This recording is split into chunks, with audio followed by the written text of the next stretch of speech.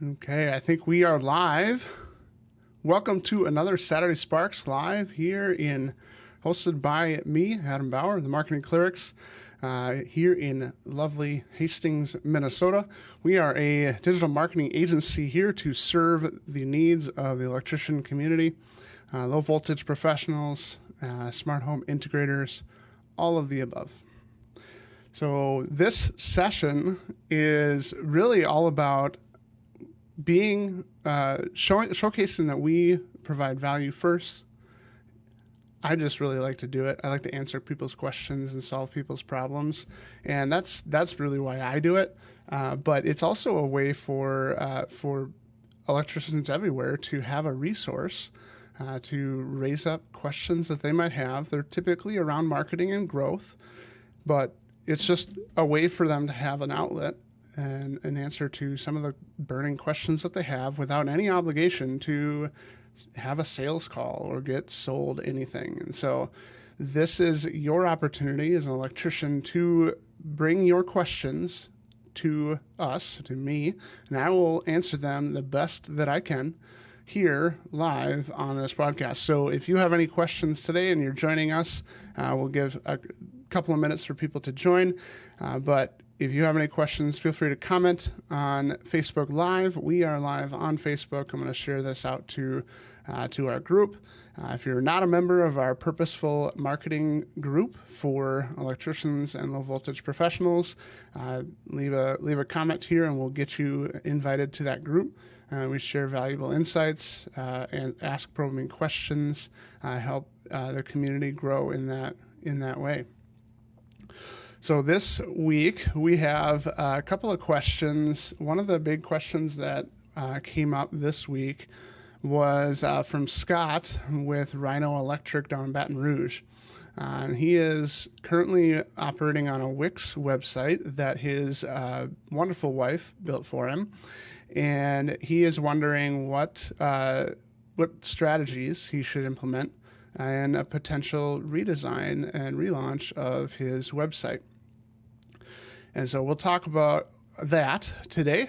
The second question that we have kind of was an older one. It came in from Bill, and where he wanted to know, like from W3 Electric, he wanted to know how to improve his LinkedIn profile and his outreach and that kind of stuff on LinkedIn. And so we'll talk about a little bit about LinkedIn profile optimization and how to get your profile to stand out on LinkedIn. So those are the two things we're going to talk about. Thank you all for joining. If you find this information valuable, I encourage you to subscribe and you'll get notified the next time we go live, as well as share this live stream to any electricians that you might find that would find value in this. So, hey, Scott, thanks for checking in. I saw you pop in there. So we are going to launch into your question here, Scott, and I want to first pick on you and kind of take a look at your website currently and kind of show you live why Wix is particularly challenging when it comes to SEO optimization. And so what I'll do is I'm going to switch my screen here, and you should see your website on my right or my left, depending on if it's flipped or not. And we're going to take a look at a few components here on your website. You can see I've got the code on the right-hand side. This is a Google Chrome built-in functionality, and it's actually really helpful to see what the back end of your website looks like from a code perspective. And it allows you to do like inspections on different elements. And the reason I have this out here is because one of the key challenges that Wix, when it comes to SEO optimization, is it prioritizes design and graphical look and feel over technical SEO structure. And so what I mean by that is when you are laying out a page from an SEO perspective, you want to have like your H1 tag is your most important tag. It should be the top thing on your page. And then you should jump into H2, and then if there's a sub bullet of H2, it's H3 and H4 and so on. You kind of want to have it laid out like a book, or like a bulleted list. And so you don't want to really jump from H1 to H3. You don't want to jump from H2 back to H1, because having duplicate H1s is not good either. And so what I wanted to show you with your homepage, if I click on this little arrow here with the thing, just so you know, to get to this menu, you open up any Chrome window, you just right click anywhere on the page and you choose Inspect. And that'll open up this little side panel. And so I'm going to look at, this here is your main header. And I'm going to look on the right here until I see, so it's kind of embedded within here. So you can see it's kind of expanded here. And it's actually this H1 class. And so this Rhino Electric Services, LLC, is your H1. So think of your H1 like the chapter 1 of your book, whereas the title is the title of your book. So the title you can see is on the top bar here where it says Home Rhino Electric. That is your title of this page. So if someone was searching Rhino Electric, they would land on this page. This page would be ranked and optimized for that. If they were to search for electrician in Baton Rouge, they would not, because there's nothing in the title or the H1 tag or any other tag that says electrician in Baton Rouge. So that is, so that's the structure. And then the other thing is, as I go down here, so I look at, so this is reliable, dependable, trustworthy. This is another header class I can see because of the style. And so I look over here at the style, and it's an H2 class. And so you've got H1, H2, that's great. Now I'm going to keep going on the next headers. So here's get a free quote. And I'm going to look at this. This is an H2. That's good. So far we're in the right order. And now I'm going to keep going down. I'm going to look at electrical services. Keep going. Yep, here's an H2 class. Okay. And then I'm going to keep going down here to About Us. Here's H2. And the thing that you kind of aren't seeing on the visual element of the page is that there are two of these H1 class items. And you actually see that in here. So let me just go to here and show you. So here is H1 here.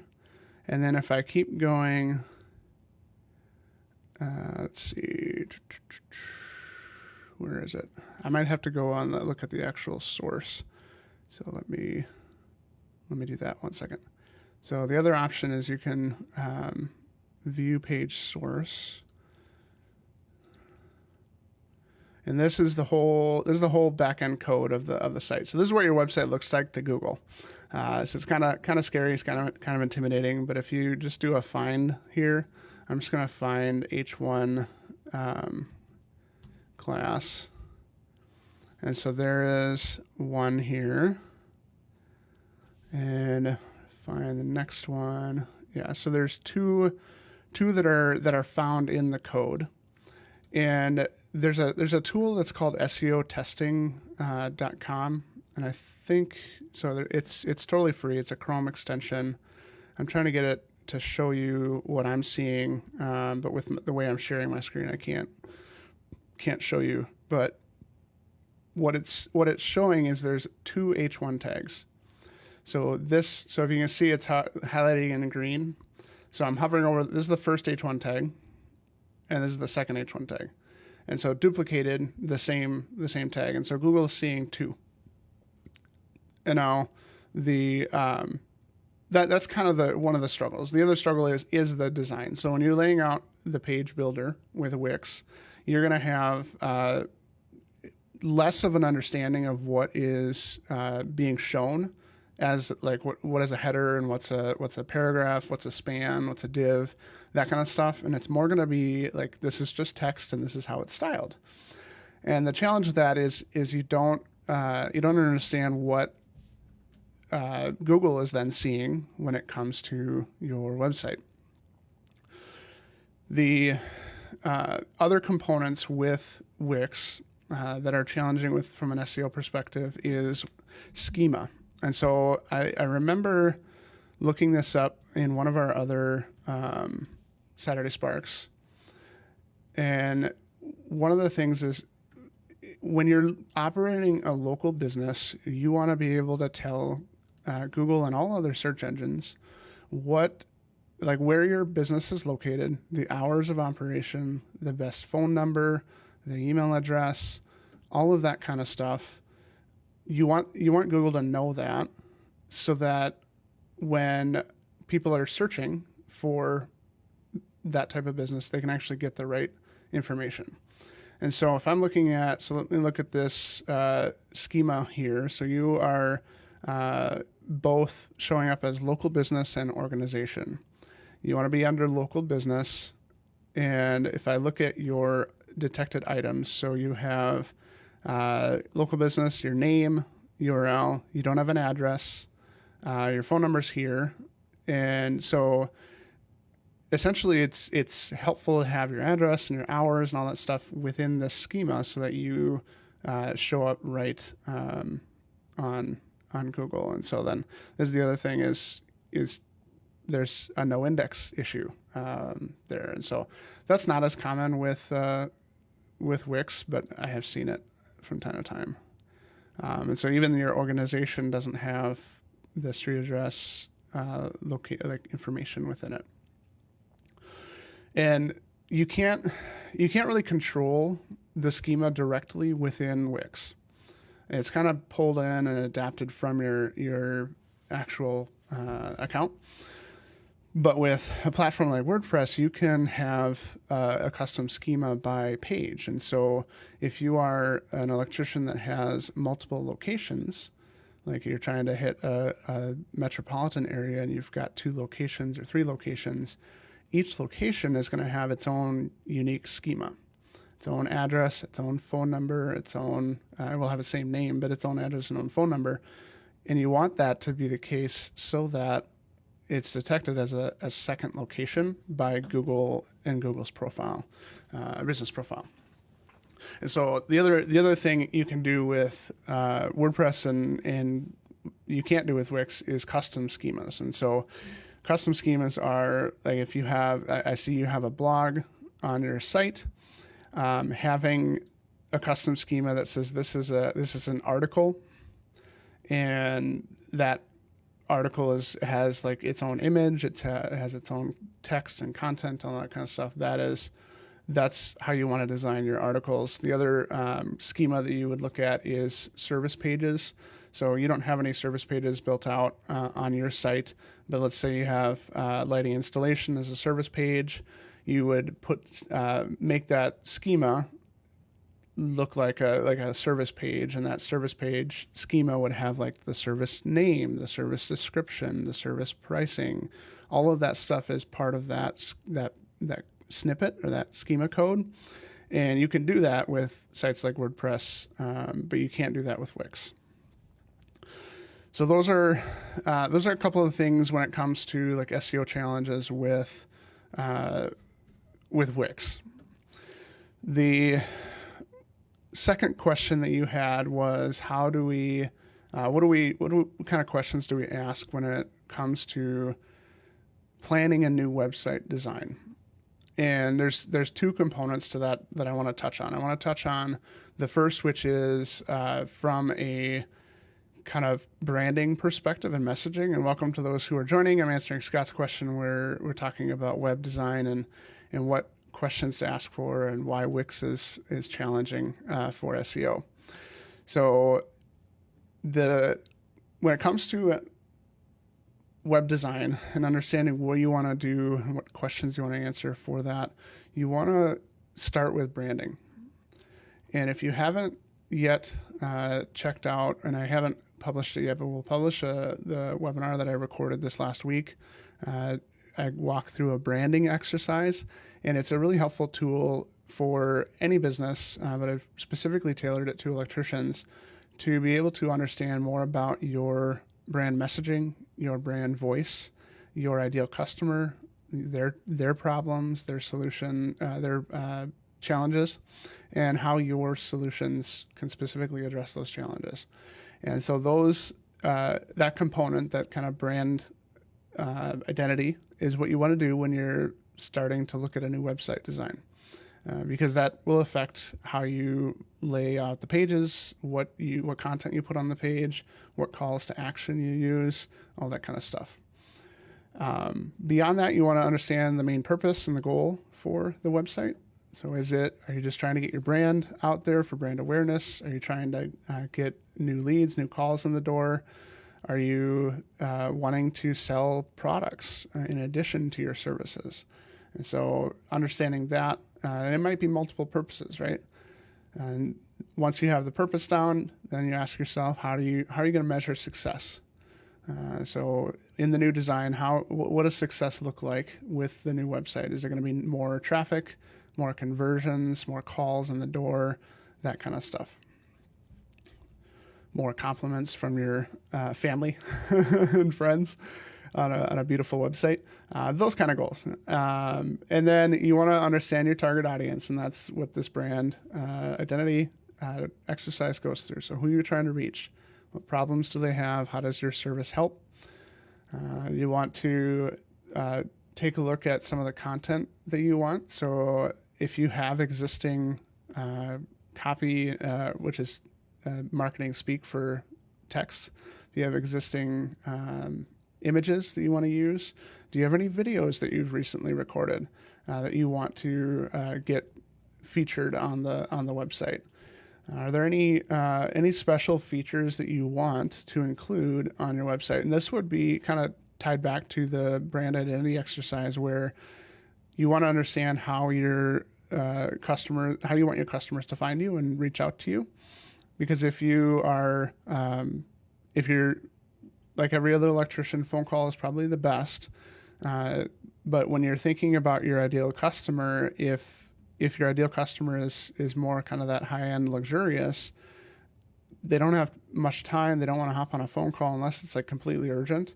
And so if you want to focus on installs instead of like all the demand calls, then maybe having the ability for someone to book an appointment for scheduling someone to come out and do an estimate without having to talk to anybody might be a feature that you're interested in. So those are some things you want to think about from a content and features perspective. From the design and kind of brand feel, you want to understand what your what your color palettes are, how you want to be portrayed, and there's a psychology behind coloring.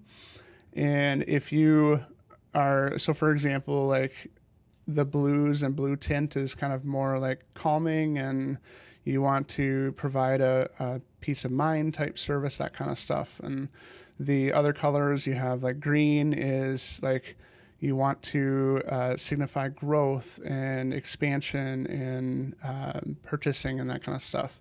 Kind of your reds and maroons is more like instigating more of that immediate response, like that emergency type response, almost kind of like in anger a little bit. So when you're thinking about colors, you want to think about the psychology behind them. And if you already have a logo, when was the last time you've taken a look at the logo? Is it still in good design for the current era? Is it designed from 20 years ago and maybe it's time for a little refresh, modification? Does it align with the customers that you're trying to go after? And so if you have like a really rustic, antique looking logo, but you want to go after more of the smart homes and like EV charger and luxury type customers, then they probably aren't going to respond very well to a dated logo. They're probably looking for something more modern, sleek, and clean. And when it comes to the other design like components, so styling and fonts and that kind of stuff, fonts will impact the kind of the feel. So if you have So the different types of fonts you've got, mainly there's two classifications. You've got your serif, which is the fonts that have the little lines on the top and bottom that kind of hook out, more of like a classic look. And then you have kind of like the logo that we have here. It's got like the eye has the little lines on the top and bottom. Or you have a sans serif. And so sans serif is kind of like your Anton or your other fonts that don't have that lines across the top and bottom. Roboto is another one that's sans serif. And so the sans serifs are going to be more of the modern feel, that kind of stuff. The serif is going to be kind of a blend of traditional and modern. So thinking through the fonts and how they match and complement one another. So that is Design, Brand, and Feel. For those of you joining, thank you for popping on. We are talking about web design and things you want to keep in mind when you're redesigning a website. We're touching on the brand imagery type stuff first, and then we'll kind of talk through some of the SEO and technical side as well. So far we've talked about goals of the website. Are you talking about brand awareness, lead generation? How are you going to measure success with the new launch? What's your target audience? Who are you trying to reach? What problems do they have? How does this affect the messaging? Content and features. Do you have existing text and images and videos that you want to incorporate into the new website? Any special features that you want? Do you want to have the ability for someone to book an appointment without talking to anyone? Do you want a chat feature? Do you want just people to call you? That kind of stuff. Design, brand, and feel. You want to understand your brand colors, your fonts, and logos. Generally speaking, logos you want to get a refresh about every 10 or so years, just to keep that fresh and appealing for your audience. Now we're going to jump into a little bit of the technical side. So the questions that are aligned in here is, do you want to make changes and manage the website yourself? So do you want to be able to add photos, remove photos, add a page here and there, or would you prefer someone to handle the updates and changes for you? That'll impact which kind of platform you want to go with. And if you are on Wix or Squarespace, it's a lot easier to add content and photos and text and all that kind of stuff yourself. WordPress is a little bit more tricky, but if you use a page builder type thing like we do with Elementor Pro, it's a little bit easier. There's still a little learning curve there, but generally speaking, swapping out photos and changing text and stuff is pretty easy on that as well. And then you want to understand what kind of integrations that you want. So this is more of a deeper technical component, but websites you can now integrate directly with email marketing, with CRM, with payment processing. And so you can actually set up a whole workflow. So if you have, for instance, if you have a workflow where you collect a dispatch fee and that kind of stuff, you can have a form on your website that collects the information, lets them schedule a dispatch appointment, collects that dispatch fee, and sends it over to your dispatcher to schedule that, or to reach out and confirm that appointment.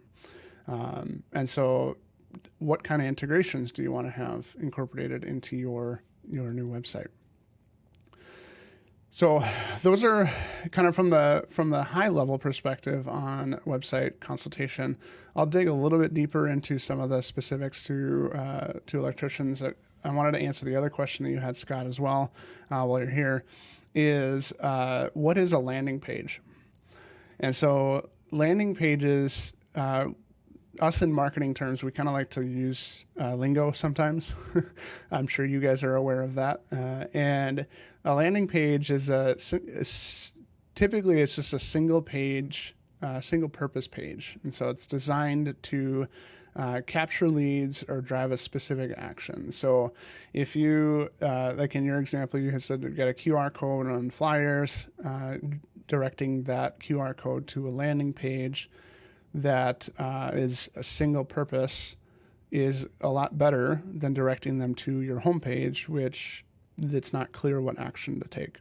And it's all of this is, the reason you do this is because people need to be kind of told what to do. And so, for example, say you've got a flyer that you're mailing out that is a specific thing. So you're promoting your new line of generator installation services, and so you want to have that QR code. Excuse me. You want to have that QR code on that flyer that directs to a page that is specifically about the Generac installation services with whatever action you want them to take. So if you want them to fill out their information and get a call back, great. If you have a specific promotion for just that flyer, bring it to a landing page that has that specific promotional information on it and specific details on what you want them to do to collect that promotion. And the reason you do this is one, mainly because people need to be told what to do, and two, it helps you with tracking.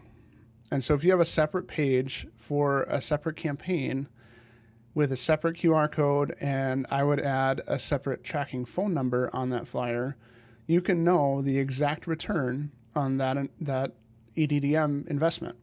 Okay, so how many people visited the page, how many people filled out the form, how many people called the number, and then you know exactly how much you made from that investment.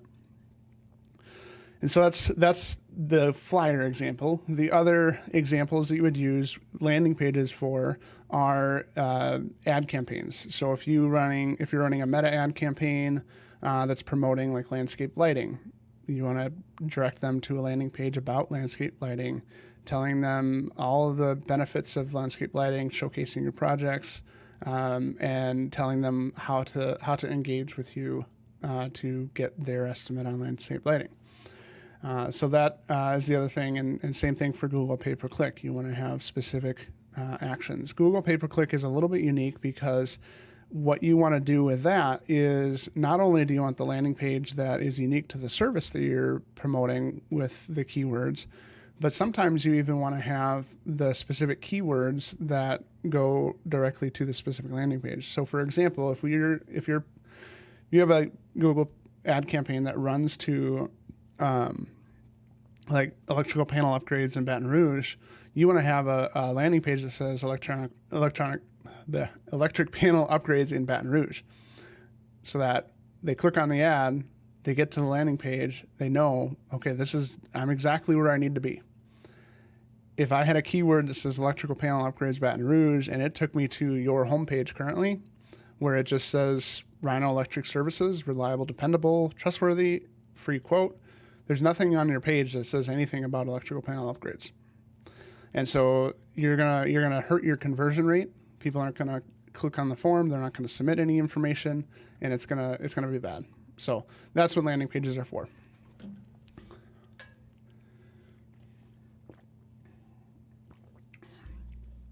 All right, so I'm really excited. This is a really fun topic, so thank you for bringing this up, Scott. For those of you who kind of pop in here and there, I will be posting the replay. We also record this so that it goes out to a podcast and on our YouTube channel as well, so you can catch that there. And it's just a great opportunity for you to learn and grow grow your business through the wisdom that I have that God gave me, I guess.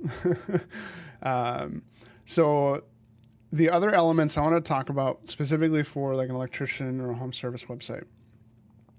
So when you are building out that type of and designing out that kind of website, you want to understand and have a clear and strong value proposition. So defining who you are, what you do best. So your homepage should have the services that you offer, what makes you unique and different, any certifications, awards. If you've got 1,000 Google reviews, throw that right up on the homepage, all that kind of stuff. The homepage should also have your service area, so where you service. So If someone is landing on your page from a different state and they see, oh, you don't actually service my area, they can quickly go away. Or if you don't have it defined, you might get people that are reaching out that aren't in your area. And Scott, I think you had an example of this recently where you had there's another Rhino Electric somewhere else in the country, and they were filling out a form and asking for electric services, and so you had to go and let them know, hey, by the way, I'm in Louisiana, not wherever you're reaching from. I think it was California, and so that is the other important thing about having your service area and that kind of stuff right on the homepage. You want to have, when you're one of the interesting facts that people need to be aware of is when people land on a web page on mobile or on desktop more frequently than mobile, but your chances of the person scrolling below the first landing spot are about 30%. And so 70% of the people that land on your website aren't going to scroll down. And I say this to mean you want to have all of the things that are important and build trust immediately in that first section before you even scroll down. And so I'll show Rhino's page here again. So this is what I'm talking about. So I'm landing on this page. I'm at the top of the page. I'm not scrolling down. I'm at the top of the page. So if I look at this, what picture am I painting for the people that land on this page? You've got reliable, dependable, trustworthy. Those are good values to throw up on the first page. But I know that you've got a lot of Google reviews. I know that you're part of a lot of organizations and you're trusted in the community that you're in. But I don't see that anywhere on this first part of the page. I see, as I scroll down, here's what customers have to say. And so you've got the reviews later on, but those should be like right here.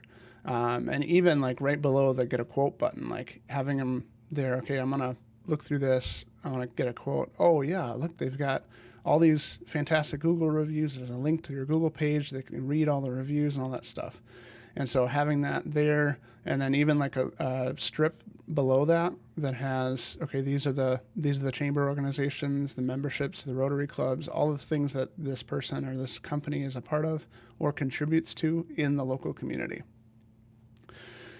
The other thing that you want to have, you have it a little bit up here. So you've got this yellow bar up here, but you want to have your address prominent on the top portion. You want to have your phone number more prominent. I think it's kind of fading away here, so you want to maybe make this black just temporarily, but you want to have that probably in the upper right hand corner on desktop, and then I'm going to shrink this here and see how this looks on mobile. And so it's not flipping to mobile. Let me try inspector view here. So inspect view, you can also switch to mobile, and you can change which device. So on Pixel 7. It looks like your site is not very responsive. You'll have to look at that, Scott. I'm not sure what's going on there, but so typically on mobile, you want to have the text needs to be large enough to read. The buttons need to be large enough to press and read. The form fields need to be large enough to fill in. And you want to have a kind of a button or two on the bottom. One maybe says call us for service. The other maybe says services like we offer, that kind of stuff. And so that they're at the bottom of the screen, so that, people have giant phones nowadays. It's easy to get click on the bottom side rather than stretching your thumb all the way up to the top right corner to click on something. And so that is, let me flip back here, sorry. So those are some of the things you want to keep in mind when you're redesigning that homepage. The other thing, so when you're putting the phone number out, you want to make sure that's click to call. And so making sure it's linked. So right now, yours is not linked. And so to make this a hyperlink, you just change this and link it to, it's called TEL : and then put the phone number. That'll make this a link that people can click on their mobile device, because otherwise they have to like hover over, highlight, and call, and that's an added step. And Joseph, looks like he popped in a question here.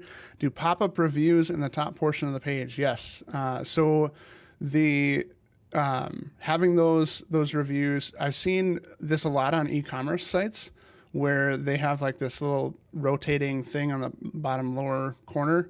I also seen it with some like nicejob.com sites where they pull in like, hey, they booked a service, or hey, they left a 5-star review, that kind of stuff.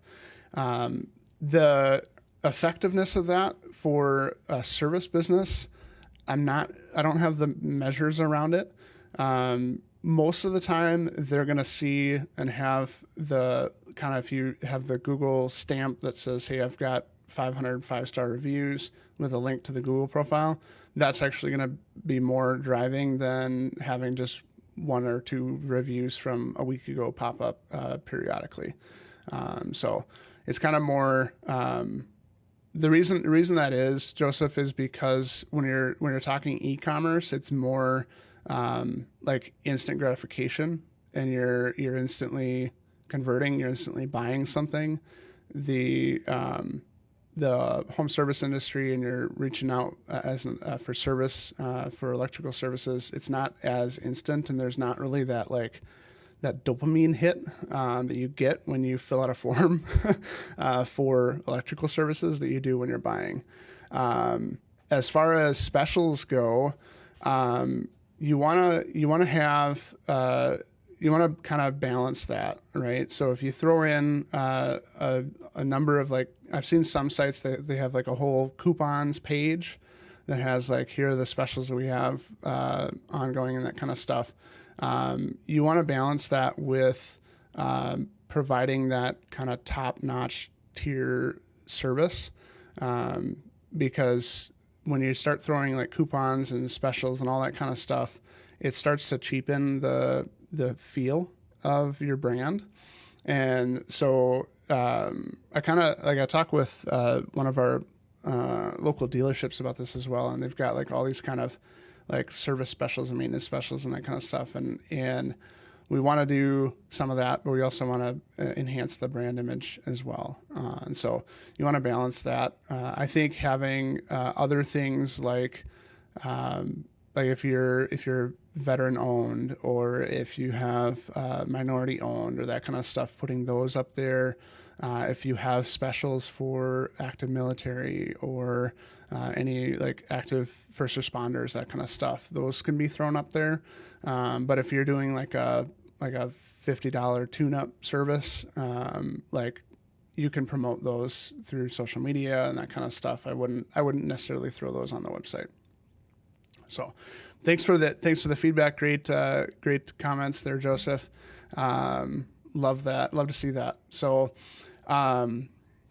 the other thing you want to make sure that you have for web design, for when you're doing the contact form, you want to have a kind of a short, simple form. And so you don't want to have like 10 fields that they've got to fill out. I've seen some sites where they have like a whole like request form that has asking them 10 different questions and their address and their service that they're looking for and all that kind of stuff.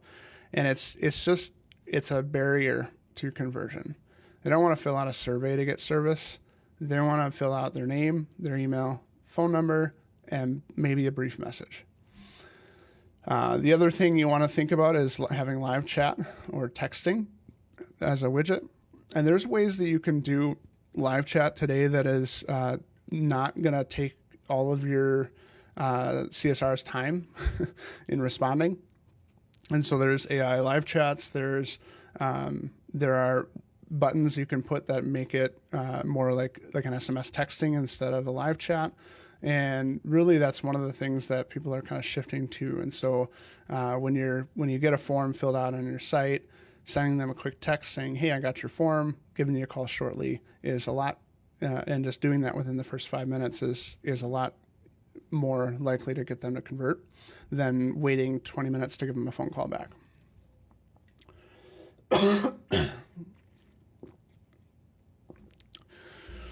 Next up, for specific for electricians, we're talking about electricians and their websites and what components you want to add to the website to make sure that you've got good design elements, good conversion rates, and showcasing your brand and your value to the community. So far we've talked about having a clear and strong value proposition, what you do best, who you are, showcasing real images of your team, your fleet, and showcasing your service area where you do service, different neighborhoods and that kind of stuff.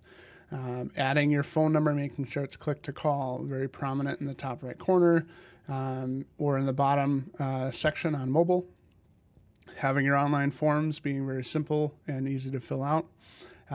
Having the live chat or texting capabilities as well.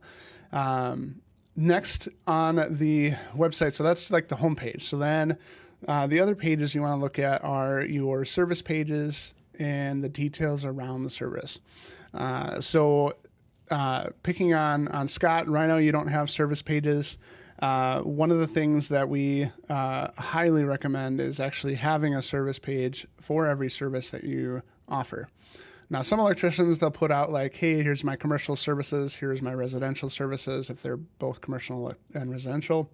And then they kind of list them out and go into a little bit of a detail on each of the services, and which is good enough for a live person viewing your site and wanting to know what you do and what you provide. It is not very good for a search engine or even chat AI to read and understand what you do. And so what you want to do is have a dedicated page for each major service that you offer. So electrical repairs, panel upgrades, home rewiring, emergency services, that kind of stuff. And then within those pages, you would have sections for each of the sub categories. So when you're looking at electrical repairs, you can talk about appliance wiring and that kind of stuff within those pages and link them to other pages. You want to include real photos, clear explanations of the service, and showcasing your professionalism. So you can, a lot of times, I can tell, and people can tell, stock imagery, because I don't know if you saw posts of mine, or you can look it up. Apparently, stock images and AI all think electricians wear hard hats and blue coveralls or overalls. And so if you're using AI and using stock imagery, it's very obvious on your website. And so you want to go out in the field, you want to capture pictures of your techs in the field. And if you do this in a way that really what you can do is plan one of your busiest days coming up. Find a local photographer and say, hey, I want to pay you for 2 hours of time for you to go out to some of these sites and capture some professional images of our guys in the field, so that we can get some pictures for our website. And doing that, you'll spend $500 maybe on the session and the edits and that kind of stuff, but you'll have photos for the website and for all the other different pages of your website. And it's totally worth it. The other part with service pages, you want to have kind of your service area, list out a map where you provide those services. And you want to outline why would someone choose you over someone else? What sets you apart when it comes to panel upgrades, when it comes to home rewiring, that kind of stuff. Then you want to have an FAQ section. Every page, really, you want to have an FAQ section on most pages, mainly because that's what's driving a lot of the LLM and the AI chat search nowadays. And so having those questions, voice SEO is also a big thing. So people asking their assistants where a good electrician is and that kind of stuff. Having that in that page is important too. So And then when it comes to the call to action, you want to make sure you're making it clear what you are asking the visitor to do on that service page. The other types of pages that you want to have on your website are going to be location pages. So what cities you provide the service in, and you want to focus primarily on like your primary service. So if you're an electrician, you want to focus on electrician in that city, electrician in this city, etc. And when you're writing the content for those pages and putting together the images and all that kind of stuff, you want to really showcase why that city needs an electrician and what connects like electrical repair and electrical contracting with that city, highlighting some of the local spots and hotspots, points of interest for that city. And when you're putting together images, capture images that were taken in that city. And the reason I say that is because when you take a picture like on your smartphone, it'll tag the geolocation of that city. And so that information is stored on that picture. When you load that on the website, it stays in that picture. And so Google will look at that and say, okay, yeah, they are an electrician in Baton Rouge because they took this picture in Baton Rouge. The flip side of that is you've got some people that will, and these are mainly like overseas individuals, they will take and recreate an entire website for an electrician or other trades business, and they will replicate the service locations, the cities, all of that stuff, and collect lead forms, collect phone calls, and that kind of stuff without even actually being an electrician in that city, in that area. And then what they do is they take those leads and they resell them to electricians. I know a lot of people have probably experienced purchasing leads and that kind of stuff from individuals or from agencies and companies. That's how they do it. And so what they do is they use AI to scrape the community and understand like what's the major hotspots and get links to them. They put pictures of the city, of the location areas and that kind of stuff. But those pictures don't have the metadata or the data to showcase that they're in that area. And so it really is an advantage for you to put that in on your site. So that is kind of location pages. And then the last component of the service and location pages is combining them. And so the location pages are going to be all electrician, primary service in city 1, city 2, city 3, etc. And then you break that down even further and you say panel upgrades in city 1, panel upgrades in city 2, and so on and so forth. And having these pages out there really helps to drive the traffic from the search engines and the AI chats to your website as the provider in that area for that service. So it's a lot of work, and because each one of those pages have to be custom. All of the content needs to be unique and custom. There was a time back in the day where you could take the keyword and you could replicate over 200 pages and just swap out the keyword in the city, and it'd be fine. Google's caught on to that and said, yep, nope, we're not going to rank these pages. These are not going to work. And so every page has to be unique content, unique photos, unique everything. Hey, Ruben, what's up? How's it going? Thanks for joining. We're talking about website design, website stuff for Scott. So we have touched so far on having a clear, strong value prop, easy ways to connect with you. So having simple forms, live chat, text options, that kind of stuff. And then the different types of pages you want to lay out. So you want to have service pages, you want to have location pages, you want to have service and location pages. The other pages you want to have the like about us. So how showcase your story. People want to work with people; they don't want to work with a company. And so what makes you a unique individual in the industry? And so showcasing your story, your pictures, real team members, that kind of stuff, highlighting your certifications, your licenses, that kind of stuff. Thanks, Cody. Appreciate it. Customer reviews, testimonials. So that's another page you want to highlight. So this one in particular can be a dedicated page, but it also should be a section within your services, within your About Us, within your homepage, all of that kind of stuff. So you want to highlight some of those. Text reviews, Google, Yelp, HomeAdvisor, all those kind of stuffs, but also you want to capture video testimonials. And so this is one of the things that I highly recommend. And the easiest way to do this is to call up the best customer that you have in the past and say, hey, I want to get just a quick video recording of the experience that you had with us and why you continue to call us for your needs. And you don't have to make it all formal. You don't have to go out to their house and bring all the high DSLR cameras and the lighting and all that kind of stuff. What I would recommend is keeping it simple. Just create a Zoom link.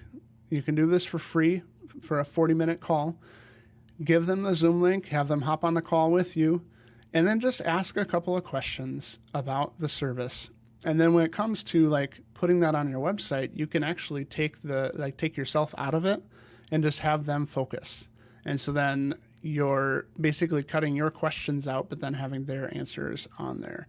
And that really helps build trust with someone who's looking for particularly install services, so remodel services or larger type projects. So that is kind of the trust building elements. And then visual proof, you want to have real photos, your trucks, completed projects, short video introducing your company, who you are, how you got started. That kind of stuff is helpful. We talked about adding logos of any organizations you're a part of, so any chambers, any associations, any nonprofit groups that you are maybe serve on a board for, that kind of stuff. Really helps build that trust. When it comes to SEO and ranking signals, that's a little bit more complex. And what you want to do here is you want to marry the services that you have on your website with the services that are listed on your Google profile.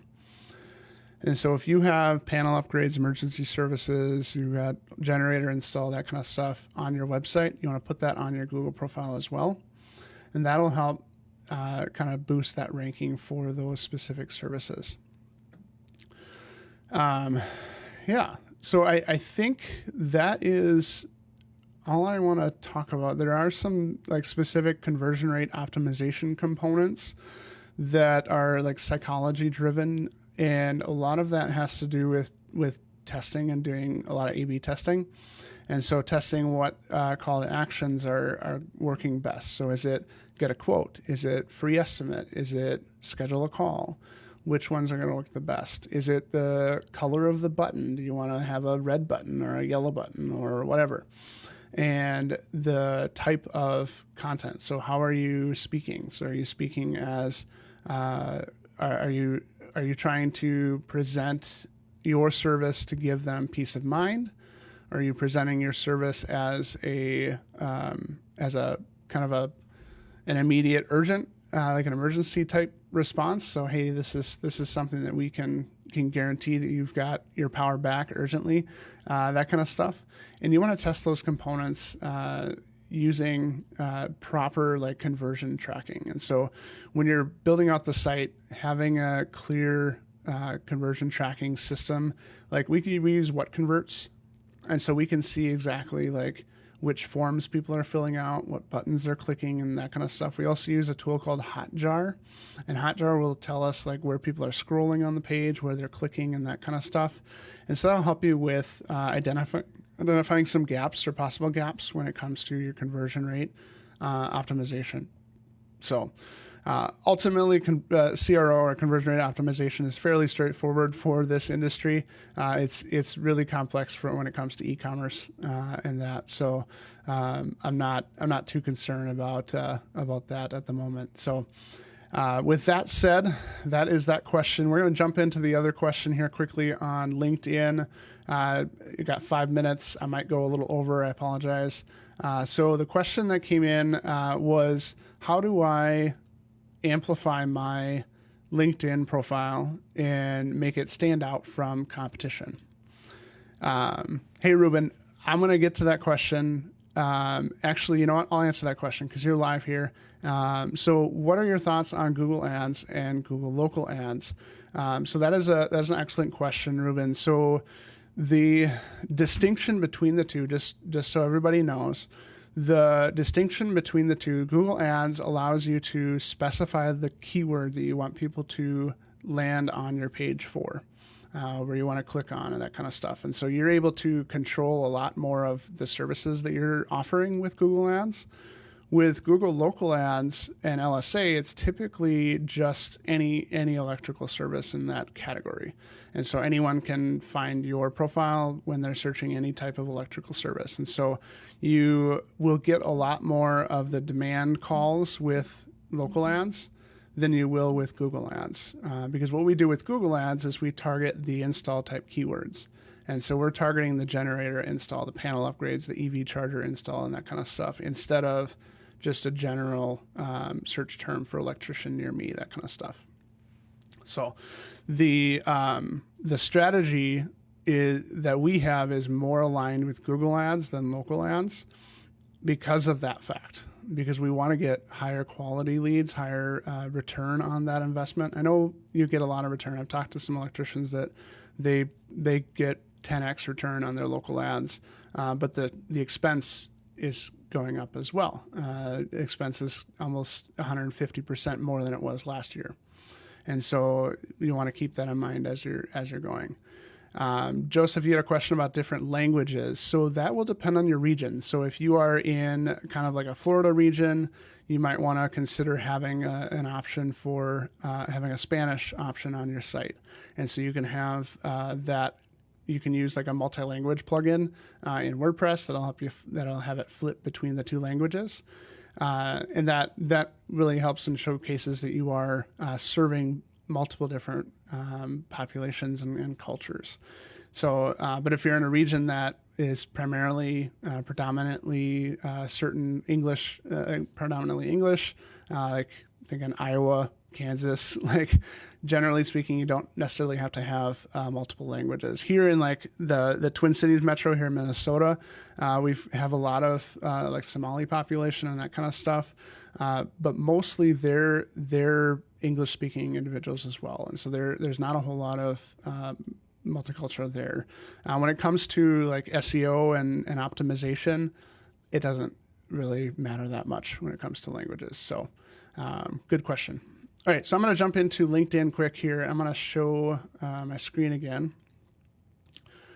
So you can see my page and see how I have optimized it or not have optimized it to the recommendations that I have. So the first thing you want to do is have a very detailed tagline. And so you want to have, when you're in here, you want to edit the headline. So you can have, I think it's up to 170 characters. You want to have this should be highlighting your primary service in the area that you're offering it. The other components, making sure you've got contact info. If you are a premium, I recommend doing like Sales Navigator Core if you're doing this. You can add a custom button that actually has like, hey, book an appointment or schedule a call or that kind of stuff. You can throw that on there. So I've got a book an appointment on mine. It goes directly to my landing page that has the services around this amped leads system that I'm promoting. The other sections of the profile that you have, so you have your core sections, which are your education, position, services. You want to add services that you have, so adding the electrical services that you provide, making sure those are loaded in there. Any skills, you want to add any skills that are related to the electrical services that you provide. And when it comes to like recommended settings, you can add featured, showcase like portfolio items, so projects that you've done recently, that kind of stuff. You can put those in featured. You can throw in projects, so you can do specific to projects. any licenses, certifications that you have loaded in there, recommendations. I'll get into that in a second. And then any additional sections that you have. So if you're volunteering at the Rotary Club, or if you're a board member at the school, or that kind of stuff, like you want to add that experience in there. If you have any awards or honors, so if your organization was recognized as best of, you want to add that in there. That kind of stuff, any causes that you might be supportive of, and that and whatnot. The more data that you have in here, the more you're going to show up when people are searching for stuff. And when they're looking at it, they're going to see that stuff. When it comes to the About section, this is basically your canvas to be able to showcase in 2,600 words who you are, what you do, how you provide a valuable service. And so this is very much like that brand identity that I talked about at the beginning. You want to understand your ideal customer's problems, how you provide the solution, and right through that in your About section. Adding your skills in the About section is important as well. And then I talked about services there, experience. This is another opportunity for you to showcase what you do and how you do it. So in here, I have, so my CEO role here, I have a full built out description of, it's kind of a little bit salesy, but it's showcasing the AMP lead system. And so you can do that for each position that you had, or even like just the most recent one. You have up to, I think, what was it, 1,500, I think, or 1,200 words in this one. No, 2,000. So you have 2,000 words to do that for this. The other section that you can do, scroll down here, education, making sure you've got your college education in here if you're college educated and from a trade school or whatnot. Your licenses, what licenses you hold. This is my IT licenses. So I have an IT background for those of you who don't know. So I'm CompTIA A+ and Network Plus certified, except for they expired. But I still probably know most of the answers to those questions. There's the volunteering section. So I'm a chamber ambassador for our local Chamber of Commerce. So welcoming new businesses to the chamber and encouraging them to become members of our chamber. The skills. So this is the skills section. So you're able to add your specific skills. And the recommendations is the last section that I have that I would recommend doing. And most of this is going to be either give a recommendation or ask for. And so one of the things you can do is asking for a recommendation. You can ask one of your past customers, if you have a past commercial client, you can ask them for a recommendation based on the services that you provided. And then they can accept that and write their own recommendation. And having these filled out is great rapport building and trust building for people who are looking for your services.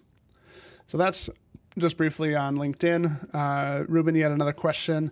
Looks like, do you think it's important to place your business on all search engines and many places on the internet to make your company more exposed to your local area? So that's an excellent question.